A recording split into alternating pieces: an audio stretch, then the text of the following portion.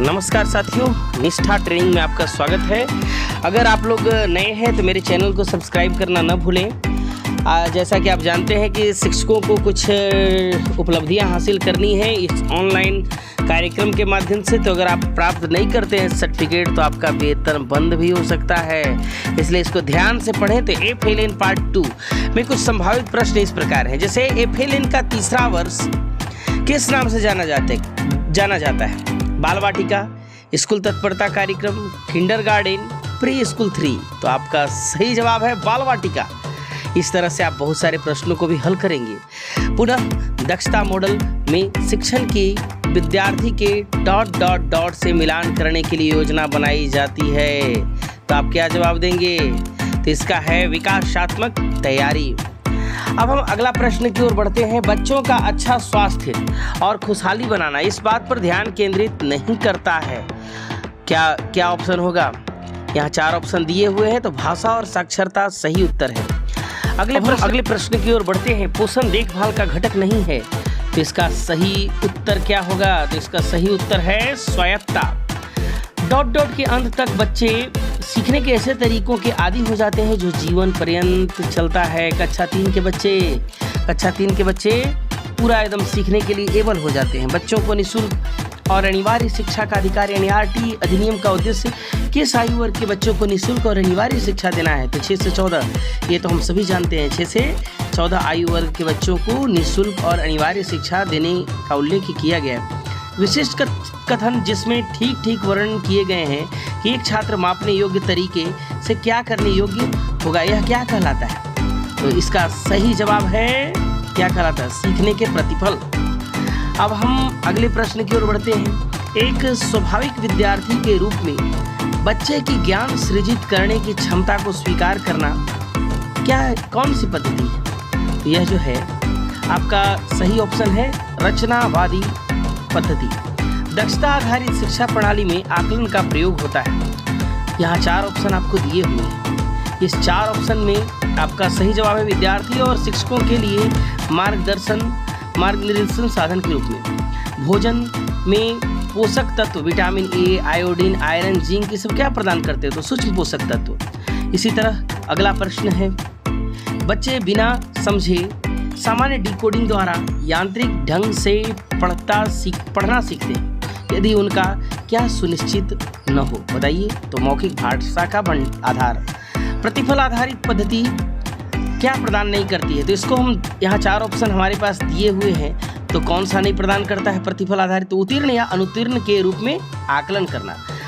अगला है दक्षता आधारित शिक्षा में आदर्श आकलन किया जाता है त्रैमासिक, पूरा वर्ष। तो पूरा वर्ष ऑप्शन होगा। अब आगे प्रश्न हम लेते हैं। विकासात्मक लक्ष्य 3 यानी कक्षा 3 में निम्नलिखित विषयों की ओर प्रगति करता है। क्या होगा इसका ऑप्शन? तो गणित और पर्यावरण अध्ययन में। चलिए अगला प्रश्न लेते हैं हम। बच्चों के सीखने की प्रगति का आकलन करने के लिए शिक्षकों और हितधारकों के मार्ग निर्देशक बिंदु हैं। क्या होगा? जल्दी से ये देखिए आपका उत्तर है सीखने के प्रतिफल। कौन सा दक्षता आधारित शिक्षा का प्रतिफल नहीं है? 4 ऑप्शन आपके सामने दिए हुए हैं। तो किसी एक को सही करना है। यहाँ पर आपका सही उत्तर है छात्र वार्षिक परीक्षा में उच्च अंक प्राप्त करते हैं। ये प्रतिफल नहीं है। भोजन में प्रोटीन, फैट और कार्बोहाइड्रेट क्या प्रदान करते हैं? तो ये तो स्थूल पोषक तत्व हुए। चलिए आगे बढ़ते हैं। दक्षता आधारित शिक्षा प्रणाली में प्रत्येक कक्षा के लिए सीखने के प्रतिफल क्या होते हैं? 4 ऑप्शन दिए हुए हैं। तो आपका सही उत्तर है भली भांति निर्धारित और निश्चित होते हैं। गतिविधियां जिसमें भागना, दौड़ना, कूदना, संतुलन बनाना, साइकिल चलाना शामिल है। तो किस लिए प्रदान की जानी चाहिए? तो बड़ी स्थूल मांसपेशियों के विकास के लिए। भाई ये सब तो ये भी जरूरी है।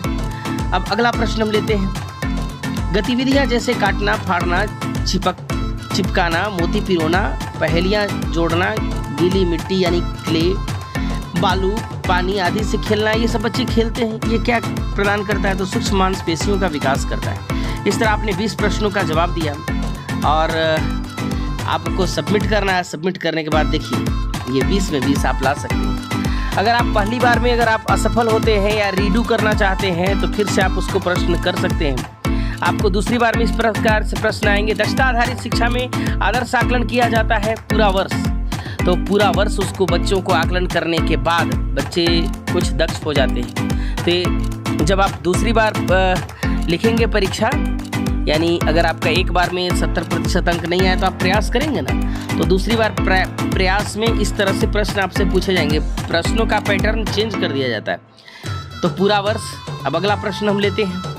शिक्षा का अधिकार अधिनियम 2009 के नियम 23(2) का संशोधन क्या चिन्हित करता है? यहाँ पर आपके पास 4 ऑप्शन है। तो आपके पास 4 ऑप्शन। सभी राज्यों को कक्षावार विषयवार सीखने के प्रतिफल तैयार करना चाहिए। ये आपका सही उत्तर हुआ।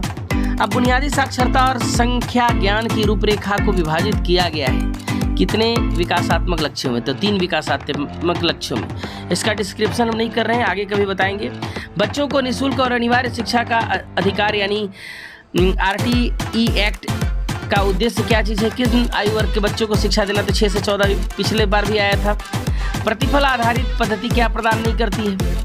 तो यह भी संभवतः अभी पीछे था। उत्तीर्ण या अनुत्तीर्ण के रूप में आकलन करना, दोनों मैच कर रहा है। संज्ञानात्मक तत्वों, आधारभूत पहलुओं और अंतर्वैयक्तिक गुणों के कुल योग को क्या कहते हैं? तो यहाँ पर आपके 4 ऑप्शन है। 4 ऑप्शन में सही ऑप्शन है दक्षता।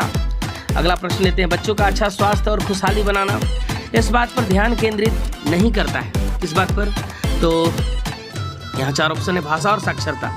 अगला लेते हैं। कौन सा दक्षता आधारित शिक्षा का प्रतिफल नहीं है? 4 ऑप्शन है।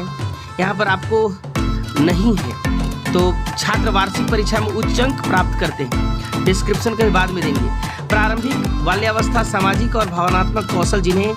कहा जाता है, सीखने के लिए विकास की महत्वपूर्ण अवधि है। तो 4 ऑप्शन है। इसका सही जवाब है इन चारों में मानसिक स्वास्थ्य। अब चलिए आगे बढ़ते हैं। FLN यानी fundamental learning of numeracy framework में सीखने के प्रतिफल व्यवस्थित हैं। तो सर्पिलाकार भोजन में प्रोटीन, फैट और कार्बोहाइड्रेट प्रदान करते हैं। क्या प्रदान करते हैं? अभी बताए थे, स्थूल पोषक तत्व। और ये तो आयोडीन, आयरन, जिंक, ये तो सूक्ष्म पोषक तत्व प्रदान करते हुए तो पिछले बार भी आया था, पहले बार के अटेम्प्ट में। सीखने के प्रतिफल एक विशेष कक्षा और विषय के लिए प्रतिचित्रित करते हैं। क्या प्रतिचित्रित करते हैं? तो पाठ्यचर्या को। आगे देखते हैं हम। बच्चे बिना समझे सामान्य डिकोडिंग द्वारा यांत्रिक ढंग से पढ़ना सीखते हैं। यह पीछे भी आया था। मौखिक भाषा का आधार। लक्ष्यों को ... द्वारा FLN मिशन की प्रगति की निगरानी करने के रूप में परिभाषित किया गया है। तो किसको हम लोग थोड़े रहेंगे? राज्य के पदाधिकारियों को। आगे क्वेश्चन लेते हैं। जिस शिक्षण में बच्चों के सीखने की आवश्यकता को पूरा नहीं किया जा सकता और केवल पाठ्यक्रम को पूरा करने पर ध्यान केंद्रित किया जाता है, उसे क्या कहा जाता है? उसे तो देखिए यहाँ पर गैर प्रतिक्रियात्मक शिक्षण। अगला प्रश्न लेते हैं। FLN का तीसरा वर्ष इस नाम से जाना था। अभी बताए थे बाल वाटिका, पिछला में ही आया था।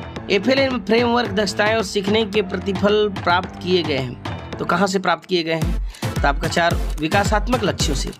आगे बढ़ते। भावनाओं की अभिव्यक्ति और प्रबंधन तथा सकारात्मक और उपयोगी संबंध स्थापित करने की योग्यता और परिवेश को खोजने और संलग्न होने की योग्यता एक हिस्सा है। किसका हिस्सा है भाई? तो सामाजिक भावनात्मक विकास। दक्षता आधारित शिक्षा इस विचार पर आधारित है कि शिक्षार्थियों को अवधारणाओं और सिद्धांतों की गहरी समझ विकसित करने योग्य हो जाना चाहिए, ताकि क्या होगा ऑप्शन? तो वे ज्ञान को वास्तविक जीवन की स्थितियों में हस्तांतरित या प्रयोग कर सके। चलिए अगला प्रश्न लेते हैं। इस तरह से हमने 20 प्रश्नों का जवाब दे दिया। अब देखिए आपका आंसर सबमिट करेंगे तो देखिए कितना अंक आता है, 20/20। यानी इस तरह आपने इसको प्राप्त कर लिया। तो इस तरह के प्रश्नों का जवाब जानने के लिए आप मेरे चैनल पर बने रहें। और हाँ, अगर कभी 20 अंक से कम अंक आपके 14 अंक से कम आ जाते हैं, यानी 70% से कम, तो आप इस परीक्षा को फिर से दे लीजिए। नहीं तो आप पास नहीं होंगे, आपको सर्टिफिकेट नहीं मिला। तो आपको मेरा चैनल कैसा लगा? तो इस तरह के वीडियो को देखने के लिए मेरे चैनल को सब्सक्राइब, लाइक और शेयर करना ना भूलें। तब तक के लिए बहुत बहुत धन्यवाद।